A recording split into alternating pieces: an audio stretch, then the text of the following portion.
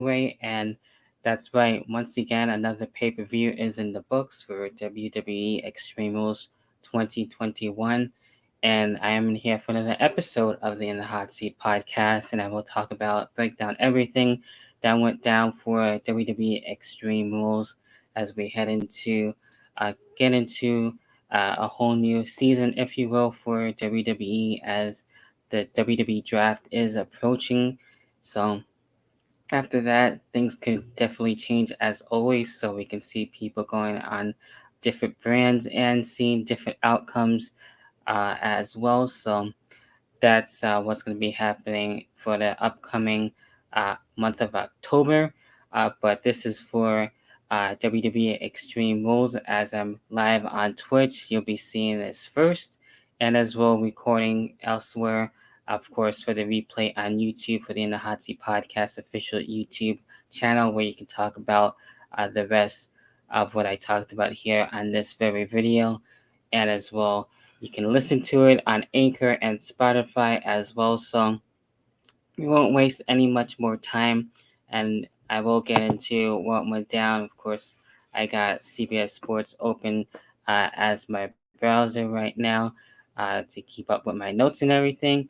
The only kickoff match that we did have on the show was Carmella and Liv Morgan, which I was looking at actually hopefully had that on the main card, but it was actually moved to the kickoff and everything. And Liv Morgan has been on the roll. She's been on her own as of late and being able to see if she can move up into the ranks of being a women's champion and everything. So she was able to look to deal with Carmella as she's been dealing with lately, and actually was able to have a good enough time with this match and actually, show his skills here, as well as Carmella and Liv Morgan was actually able to get the win. So that was actually really cool to see, and being able to see her on her own, see what she can actually do, has been refreshing to actually be able to see that. So I'm happy for her, and she definitely deserves it. So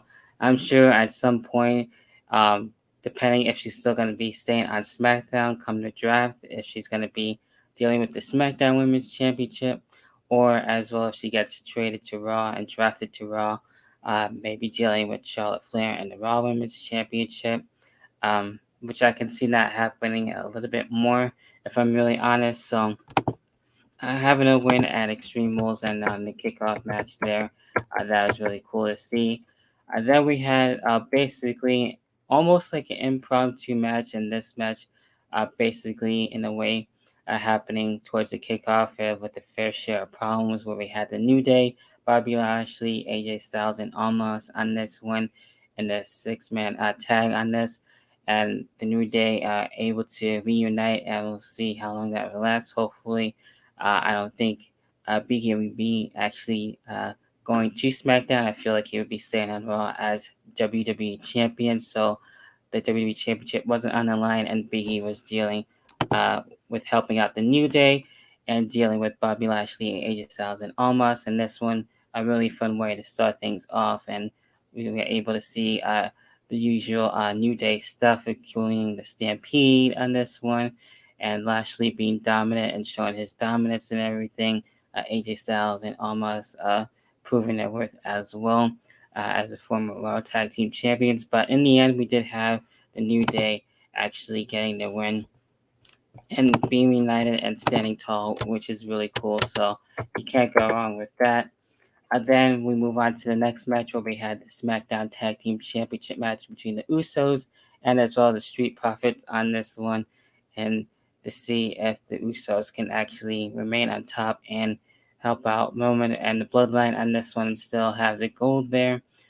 With this one was definitely pretty much fast paced and a lot of near falls on this one, definitely for sure.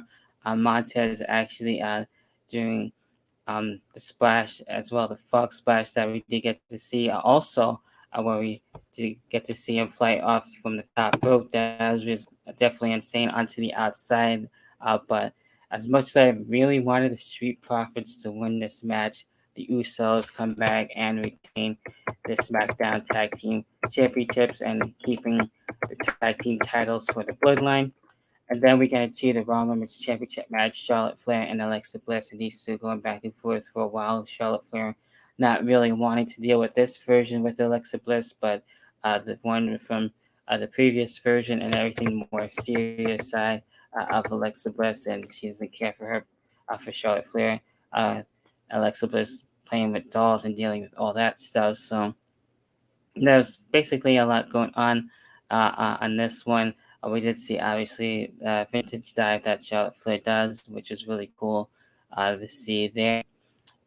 We see Charlotte Flair basically giving it as much as he can to Alexa Bliss with being able to slam her quite a bit as well and just take advantage and everything, if you will. We did see the DDT in this one. Alexa Bliss being able to come back on this as much as she could. But in the end, Charlotte Flair was able to actually retain on this one. Can't really say I'm far too surprised on this. It would have been nice to see Alexa Bliss actually get the Raw Women's Championship, but since Charlotte Flair recently got the title back for quite some time, it's been a while since he has been champion, so it actually does make sense actually having Charlotte Flair retain there. And I know Alexa Bliss will be taking some time off briefly, I'm sure. I'm not too sure on the time frame on when she'll be able to come back and everything. And curious to see what's next on this because Charlotte Flair did ended up uh, attacking Lily and whipping up Lily. So Alexa Bliss wasn't happy about that and being very upset. So maybe we will get to see the old version of Alexa Bliss, a more serious version of Alexa Bliss after all this, and we'll see where things will go there. So from there, we move on to the triple threat match for the United States Championship match. Damian Priest, Sheamus, and Jeff Hardy, and this one was definitely a fun match for sure between all three. It could have went really either or on this one, but I've been enjoying Damian Priest as United States champion. We did see Sheamus, just mocking Jeff Hardy and everything and trying to have his own little comedic moment, but that basically, in a way, after a while backfires. Jeff Hardy getting in on some of his moments and everything. But at one point, we did see the crazy kicks by Sheamus to Damian Priest on one time, I believe, when Damian Priest is on the top rope for a little bit and then actually getting into, I believe, either the bro kick at that point. So we did see a lot in this match, which was cool. Um, I feel like this should have been one of the other Extreme Rules matches. We didn't really get to really see much in terms of that, but Damian Priest actually was able to come back and retain. So really cool chemistry between Damian Priest, Sheamus, and Jeff Hardy in this one. So uh, Damian Priest actually retaining is really cool there. Then we get into the SmackDown Women's Championship match, the well-rated rematch, the actual fun match that we should have seen at SummerSlam between Becky Lynch and Bianca Belair once Becky Lynch actually returned at SummerSlam. So this was Bianca Belair's chance to actually see what she can do against Becky Lynch. And we did see that. We did see, for example, the kiss of death here. We see the use of the hair by Becky Lynch being more serious on this one. The spine buster as well. So it was going actually fairly well, and I was hoping nothing else more would happen that wouldn't be bad on this one. But we did actually see Sasha Banks come out and everything, and thus having the disqualification, which really wasn't needed. I would have preferred Sasha Banks coming out afterwards, and then having basically the future triple threat match between Becky Lynch, Bianca Belair, and Sasha Banks, which probably might happen at Crown Jewel or Survivor Series. I would expect that. So, in a way, it does suck. Again, we didn't get to see a full winner on this one, but the match ended up being a lot longer than SummerSlam, so that was fair. But, I would have preferred Sasha Banks to actually return after the match and to actually have a winner there. But the triple threat match should definitely be interesting to say the very least. So I am looking forward to see what's going to be happening there. And then the only Extreme Rules match that we did have, Roman Reigns and of course the Demon Finn Balor on this one for Universal Championship. And of course the winner looking to face Brock Lesnar at Crown Jewel for the Universal Championship on this one. And this one, these two actually went full steam ahead basically and having it being actually a really good back and forth match between the two. And we did see the candlestick, quite a few candlesticks actually put together. I believe it was like four for the Demon as well, using it against Roman Reigns. And um, every time when Finn Balor would try to actually bring out a table and everything, Roman Reigns didn't allow it unless it was on his terms and everything. These two eventually was able to use the tables and everything. We did see these two actually go to the outside and everything. I thought it was very creative too on this one, being able to protect Roman Reigns and everything. He was able to actually wear the mask and everything to stay safe. So just to remind everything that we are still in a pandemic at this time. So everyone was being respected on that and not really so much touching them when we were on the outside. And they're able to go towards the kickoff show panel table and everything. They're able to get a good use of that. I believe a table at one point on the outside too. So that was cool on that. And after a while, Finn Balor was able to get his momentum and everything. After a while, the Usos were able to get involved and then deal with the numbers games and everything.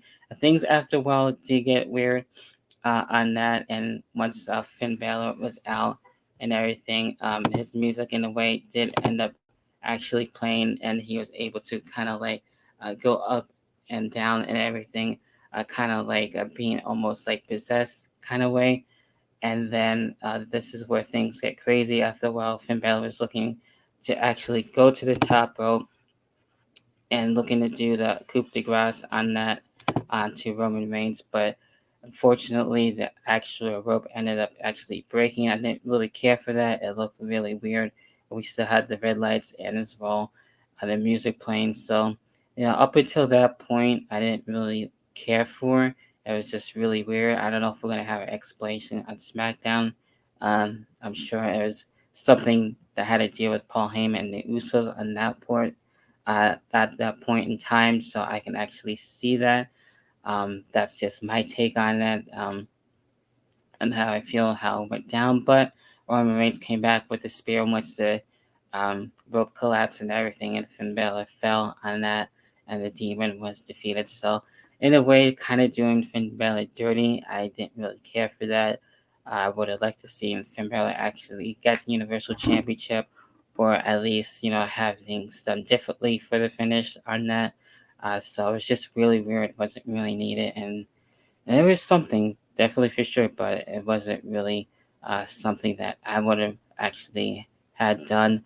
Um, up until that point, that everything was going fine and the whole match was fine, but again, that finish was just weird and a bad taste. So Roman Reigns and Brock Lesnar looking to be happening at Crown Jewel now for Universal Championship, and I'm sure Finn Balor will get his rematch against one of the two, whoever wins there, and to continue things, I feel like Finn Balor's owed proper rematch too at that point, and we'll see. Hopefully, at some point, Finn Balor as Universal Champion again. At some point, trying to think of the bigger picture and everything, but.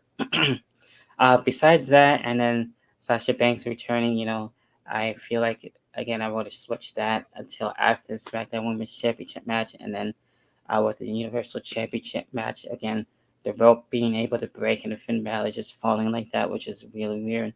Uh, I didn't really care for that. So overall, for Extreme Rules, I did think it was good at best. And that's what I feel like now, especially with being able to see one Extreme Rules match, I feel like uh, the gimmick pay per views at this point, everyone since besides Money in the Bank, I feel like everything else isn't really needed, and bring back other pay per views. I think that would be a lot more better since the gimmick pay per views aren't really cutting it that much anymore. Besides Money in the Bank, so that would be like the only one I would actually keep. But that's just my thoughts on it. and my thoughts overall as a whole for Extreme Rules 2021. Be sure to leave your thoughts as well if you want to continue things. Definitely talk on for the In the Hot Seat podcast Twitter page. If you're watching this on YouTube, in the comments, be sure to leave a like, subscribe, and hit that notification bell to stay notified for all my other podcast episodes for video form on that. And as well, if you're listening on Anchor or Spotify, I appreciate you and thank you for your support. So I will be back for Crown Jewel on that with the next upcoming pay-per-view and as well for Battle of Glory. I might talk about Knockouts Knockdown, the Impact Plus special as well for a double feature, if you will, on that. So that remains to be seen. So hopefully you guys enjoyed your weekend, and hopefully you will be enjoying the rest of your week. Until then, I will catch you guys in the next podcast, whenever the hell the next podcast may be. Until then, I'll see you then.